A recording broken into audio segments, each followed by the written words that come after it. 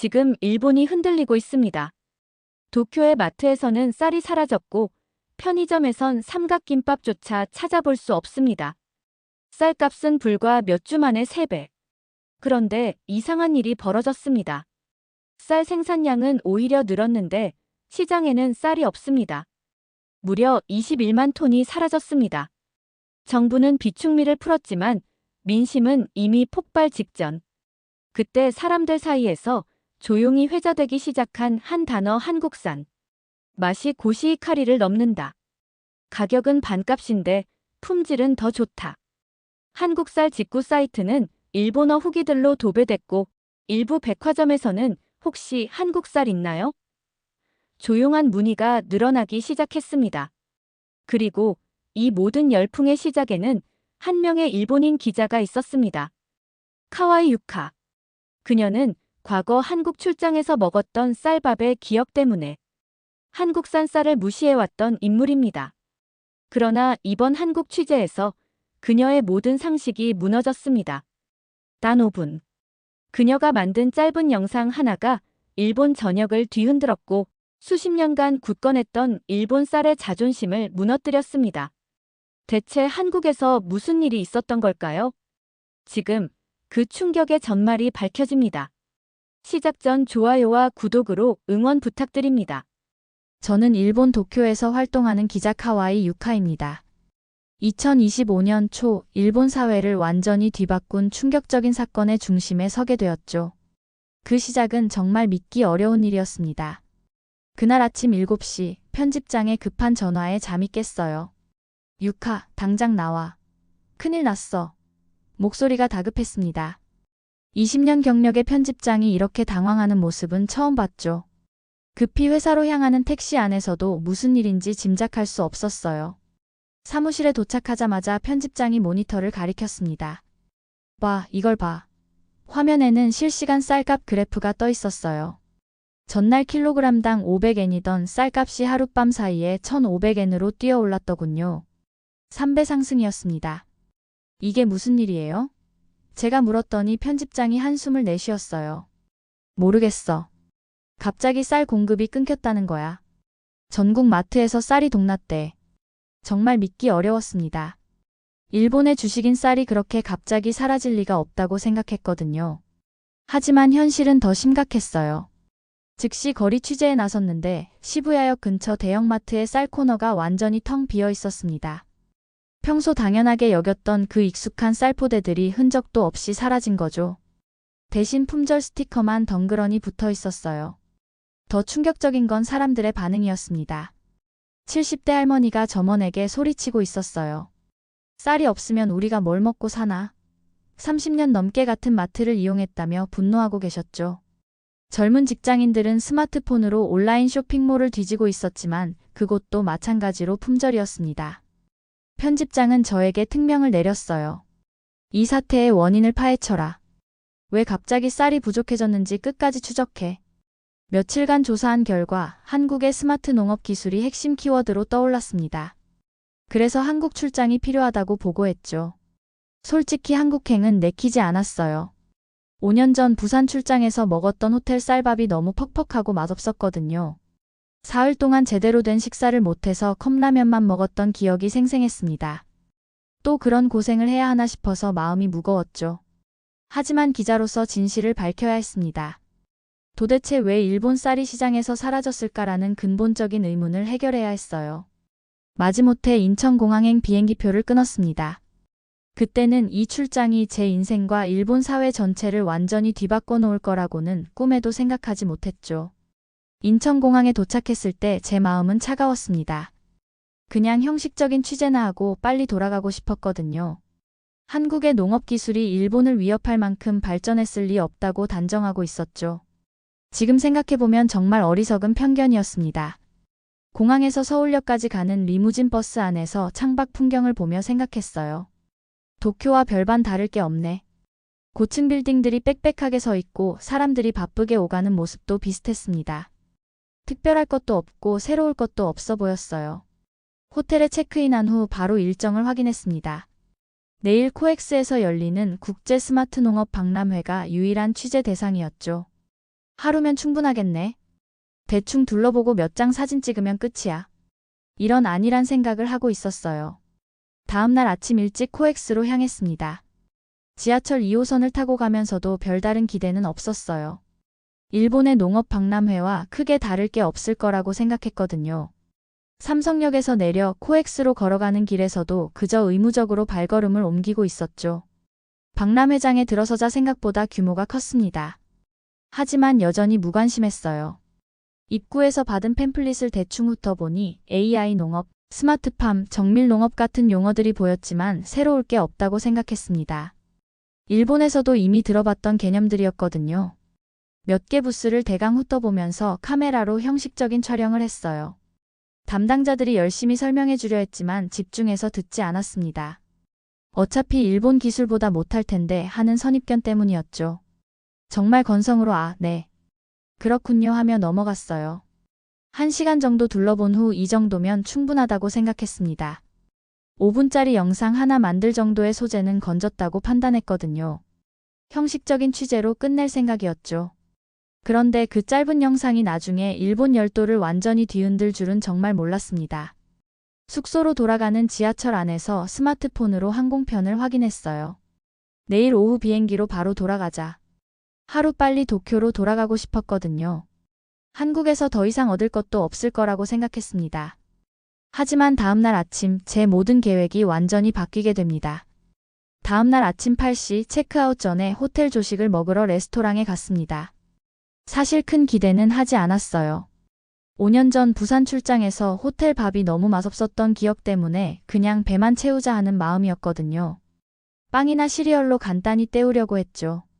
그런데 뷔페 코너를 둘러보니 쌀밥이 보였어요. 한국식 백미였습니다.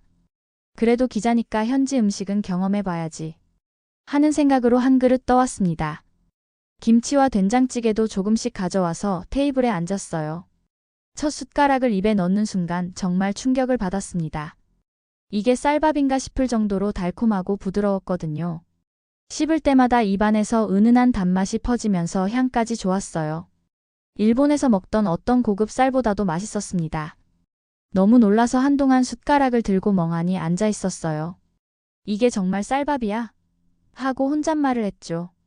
두 번째, 세 번째 숟가락을 계속 떠먹으면서도 믿기지 않았습니다. 5년 전에 먹었던 그 퍽퍽한 밥과는 완전히 달랐거든요. 너무 신기해서 지나가던 직원을 불렀습니다. 실례합니다. 이 쌀 좀 특별한 건가요? 어디서 가져온 쌀인지 알려주실 수 있나요? 젊은 여직원이 의아한 표정을 지으며 대답했어요. 그냥 평범한 한국산 쌀입니다. 특별한 건 아니에요. 평범한 쌀이라고요? 제가 다시 물어보니 직원이 웃으면서 답했어요. 네, 시중에서 파는 일반 쌀이에요. 특별히 비싼 것도 아니고요. 그 말을 듣고 정말 어이가 없었습니다. 일본 최고급 쌀보다 뛰어난 이 밥이 그냥 일반 쌀이라니요. 제가 지금까지 알고 있던 상식이 완전히 흔들렸어요. 한국 쌀에 대한 편견이 얼마나 잘못되었는지 뼈저리게 깨달았죠. 30년 넘게 일본 쌀의 우수성을 당연하게 여겼는데 단 한 숟가락으로 그 자부심이 산산조각 났거든요. 그 순간 머릿속에서 퍼즐 조각들이 빠르게 맞춰지기 시작했습니다. 일본에서 쌀이 부족해진 이유, 한국 농업에 대한 관심이 높아진 배경, 그리고 어제 본 박람회의 의미. 모든 것이 하나로 연결되어 보였어요. 이 맛있는 쌀이 일본에 본격적으로 알려진다면 엄청난 파장이 일어날 것 같았죠. 조식을 마치고 방으로 올라가면서도 그 맛을 잊을 수 없었습니다. 즉시 계획을 바꿨어요. 공항행 택시를 취소하고 박람회장으로 다시 가기로 결심했습니다. 이번엔 정말 제대로 취재해보겠다는 각오로 말이죠. 호텔에서 받은 충격으로 완전히 마음이 바뀌었습니다. 공항행 택시를 취소하고 박람회장으로 다시 향했어요. 어제와는 180도 다른 마음가짐이었죠. 이번엔 정말 제대로 된 취재를 하겠다는 절실한 마음으로 갔습니다. 지하철을 타고 가면서 어제 촬영한 영상을 다시 봤어요. 너무 대충 찍어서 제대로 된 내용이 하나도 없었습니다. 이걸로는 안 되겠다. 처음부터 다시 해야겠어. 하며 다짐했죠. 박람회 입장료를 다시 내고 들어가면서도 어제와는 완전히 다른 눈으로 보기 시작했습니다. 한국 농업기술 부스를 다시 찾아갔어요. 어제는 그냥 지나쳤던 것들이 이제는 완전히 달라 보였습니다. AI를 활용한 자동 급수 시스템, 드론을 이용한 정밀 농업, 사물 인터넷으로 연결된 스마트 온실. 모든 게 정교하고 체계적인 첨단 기술의 집합체였어요. 담당자인 김 과장님이 자세히 설명해 주셨습니다. 이 시스템은 토양의 수분, 온도, 영양분을 실시간으로 측정해서 AI가 최적의 물과 비료를 자동으로 공급해 줍니다. 화면에 보이는 데이터들이 실시간으로 변하고 있었어요. 정말 과학적이고 정밀했습니다. 가장 놀라운 건 경제성이었어요. 김 과장님이 보여준 비교 자료를 보니 생산 비용은 30% 절감되면서 수확량은 50% 증가했다고 하더군요. 그럼 품질은 어떤가요? 제가 물었더니 일본 프리미엄 쌀과 비교해도 전혀 뒤지지 않습니다. 라고 자신있게 답하셨어요. 실제 가격 비교표를 보고 정말 충격을 받았습니다. 한국산 쌀이 일본 고급 쌀보다 품질은 동등하거나 뛰어나면서도 가격은 절반밖에 안 됐어요. 이게 말이 되나요? 제가 되묻자 김 과장님이 웃으며 말했습니다. 스마트 농업의 힘이죠. 효율성이 완전히 다르거든요. 드론 시연을 직접 봤을 때는 입이 다물어지지 않았어요. 축구장만 한눈에서 드론이 정확한 좌표를 따라 비료를 살포하고 있었습니다. 사람이 하루 종일 해야 할 일을 30분 만에 끝냈어요. 게다가 정밀도는 인간보다 훨씬 높았죠. 이런 기술력이라니 정말 놀랍습니다. 제가 중얼거리자 김 과장님이 진지하게 말했어요. 한국은 지난 10년간 스마트 농업에 국가적으로 투자했거든요. 이제 그 결과가 나타나고 있는 거죠. 그 말을 듣고 소름이 돋았습니다. 일본이 전통 농법의 자존심에 안주하고 있는 사이 한국은 이미 미래 농업을 구현하고 있었던 거예요. 이 체계적이고 과학적인 시스템 앞에서 일본 농업은 한없이 뒤떨어져 보였습니다. 그날 새로 촬영한 영상을 보면서 예감이 들었어요. 이 내용이 일본에 알려지면 엄청난 파장이 일어날 거라고 말이죠. 일본으로 돌아오는 비행기 안에서 계속 생각했어요. 이 내용을 어떻게 전달해야 할까? 너무 충격적인 내용이라서 일본 시청자들이 믿을까 걱정도 됐습니다.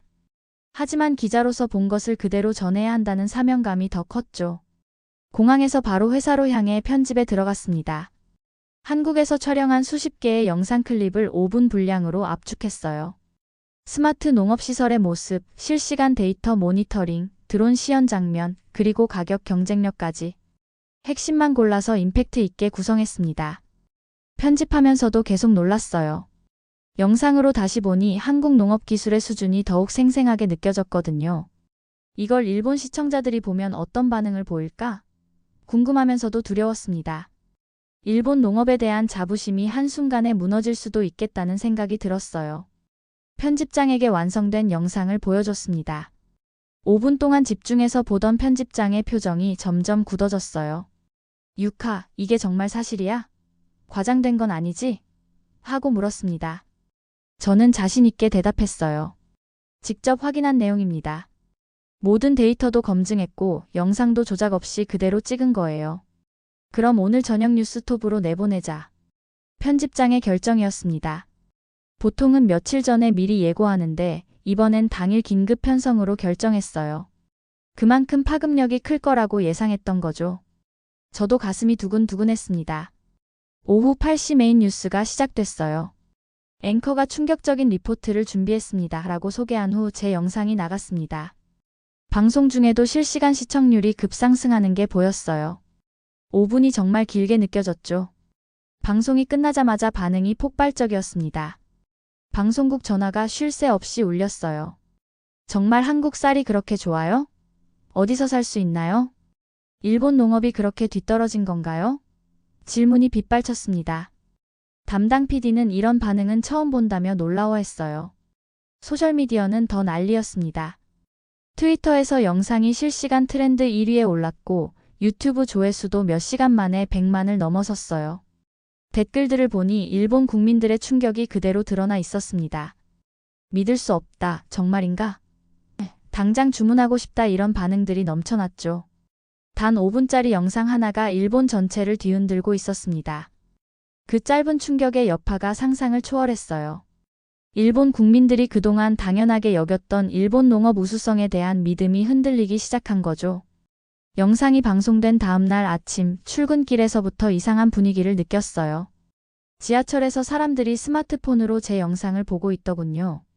어떤 분들은 열띤 토론을 벌이고 있었습니다. 정말 한국이 그렇게 발전했을까? 일본이 뒤처진 건 아닐까? 이런 대화들이 들렸어요. 회사에 도착하자마자 편집장이 심각한 표정으로 저를 불렀습니다. 유카, 큰일 났어. 농업계에서 항의가 빗발치고 있어. 실제로 전국농업협동조합, 일본농업회의소, 쌀 생산자 단체 등에서 연이어 항해 전화가 왔더군요. 일본 농업의 전통과 품질을 무시하는 보도다. 검증되지 않은 정보로 국민을 선동한다는 비판이었어요. 하지만 일반 시민들의 반응은 완전히 달랐습니다. 실제로 한국 쌀을 주문해 본 사람들이 하나둘 나타나기 시작했거든요. 도쿄 주부 다나카 씨가 방송국에 전화를 걸어 증언했어요. 어제 급히 한국 쌀을 주문해서 먹어봤는데 정말 맛있어요. 아이들도 밥을 더 많이 먹네요. 오사카에서 식당을 운영하는 야마다 씨도 비슷한 후기를 남겼습니다. 반신반의하며 주문했는데 품질이 정말 좋아요. 가격은 절반인데 손님들 반응이 오히려 더 좋습니다. 이런 실제 사용자들의 증언이 계속 나오면서 논쟁은 더욱 격화됐어요. 저는 완전히 논쟁의 한복판에 서게 되었습니다. 농업 관련 단체들로부터 하루에 수십 통의 항해 전화를 받았어요. 심지어 일부 극단적인 사람들은 반일 기자, 일본을 배신한 기자라는 비난까지 퍼부었죠. 처음엔 정말 당황스럽고 무서웠습니다. 하지만 동시에 책임감도 느꼈어요. 제 보도 때문에 일본 농업계가 혼란에 빠진 것도 사실이었거든요. 그렇다고 해서 진실을 숨길 수는 없었습니다. 기자로서 본 것을 그대로 전달했을 뿐인데 왜 이런 비난을 받아야 하는지 억울하기도 했어요. 가장 힘들었던 건 주변 사람들의 시선이었습니다. 동료 기자들 중 일부는 너무 자극적으로 보도한 것 아니냐며 우려를 표했어요. 반면 다른 동료들은 용기 있는 보도였다며 격려해주기도 했죠. 가족들조차 걱정스러운 눈빛으로 저를 바라봤습니다. 그럼에도 불구하고 후속 취재를 결심했어요. 단순히 문제를 제기하는 것을 넘어서 일본 농업이 나아갈 방향을 제시하고 싶었거든요. 진실을 전하는 것이 기자의 사명이라고 생각했습니다. 변화가 시작될까 하는 두려움과 기대가 교차하는 순간이었어요. 이 논쟁이 일본 농업 발전의 계기가 되길 바랐습니다. 제 예상을 완전히 뛰어넘는 일이 벌어졌습니다. 영상 방송 일주일 후 일본 전역에서 한국쌀 직구 열풍이 일어난 거예요. 온라인 쇼핑몰마다 한국산 쌀 주문이 폭증했죠. 평소 해외 직구와는 거리가 멀었던 중장년층까지 나서서 주문하고 있었습니다. 아마존 재팬의 한국 쌀 판매량이 전월 대비 2000% 증가했다는 보고를 받았어요. 라쿠텐에서도 한국산 쌀이 식품 카테고리 1위를 차지했습니다. 심지어 한국 쌀만 전문으로 파는 직구 사이트들이 우후죽순 생겨나고 있었어요. 정말 믿기 어려운 현상이었죠. 이런 상황을 직접 취재하기 위해 도쿄 시내 곳곳을 돌아다녔어요. 시부야의 한 카페에서 만난 30대 직장인 사토 씨는 처음엔 반신반의했는데 먹어보니 정말 다르더라고요. 이제 일본 쌀로는 돌아갈 수 없을 것 같아요 라고 말했습니다. 더 놀라운 건 배송 시스템이었어요.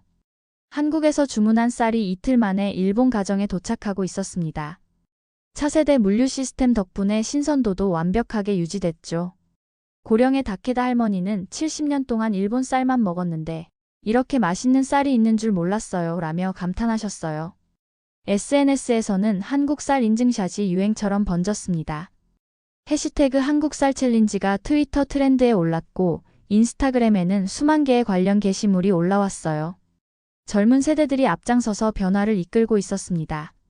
일본 정부도 이 상황을 무시할 수 없었어요. 농림수산성에서 긴급회의를 열었다는 소식이 들렸습니다. 관료들도 한국 농업 기술의 발전 속도에 놀라고 있었죠. 이대로 가면 일본 농업의 경쟁력이 완전히 무너질 수 있다는 우려의 목소리가 나왔어요.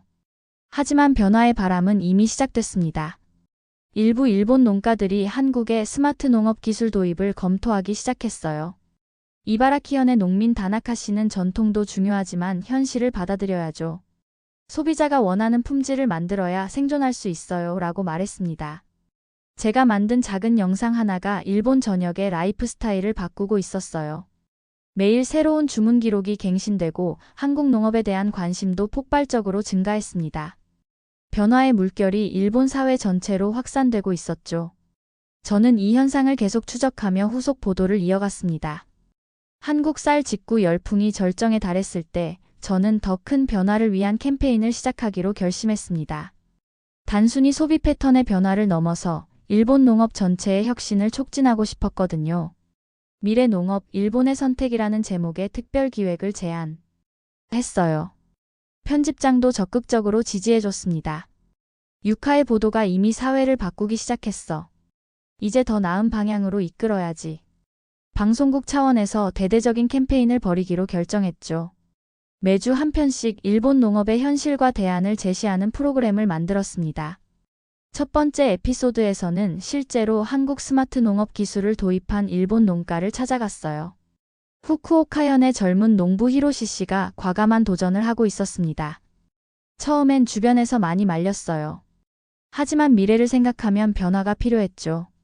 히로시 씨의 논에는 한국에서 들여온 IoT 센서들이 곳곳에 설치되어 있었어요. 스마트폰 앱으로 실시간 데이터를 확인하면서 원격으로 물 관리까지 할 수 있었습니다. 이전에는 하루 종일 논에서 살다시피 했는데 이제는 효율적으로 관리할 수 있어요. 결과는 놀라웠습니다. 첫 해 수확량이 30% 증가했고 품질도 크게 향상됐어요. 무엇보다 소비자들의 반응이 좋았습니다. 맛이 확실히 다르다는 평가를 받으며 프리미엄 가격에 완판됐죠. 히로시 씨는 이제 한국 농부들과 정기적으로 기술 교류를 하고 있어요 라고 말했습니다. 이런 성공 사례들이 알려지면서 더 많은 농가들이 관심을 보이기 시작했어요. 농업기술원에서도 한국과의 기술 협력 프로그램을 공식적으로 추진하게 됐습니다. 정부 차원에서도 스마트 농업 육성을 위한 예산을 대폭 늘렸죠. 젊은 농업인들이 특히 적극적이었어요. 기존 농법에 얽매이지 않고 새로운 기술을 받아들이는데 거부감이 없었거든요. 농업대학에서는 한국어 강의가 인기를 끌었고 한국농업연수 프로그램에 지원자가 몰렸습니다. 소비자들의 인식도 완전히 바뀌었어요. 이제는 단순히 일본산이라는 이유만으로 무조건 좋다고 생각하지 않게 됐습니다.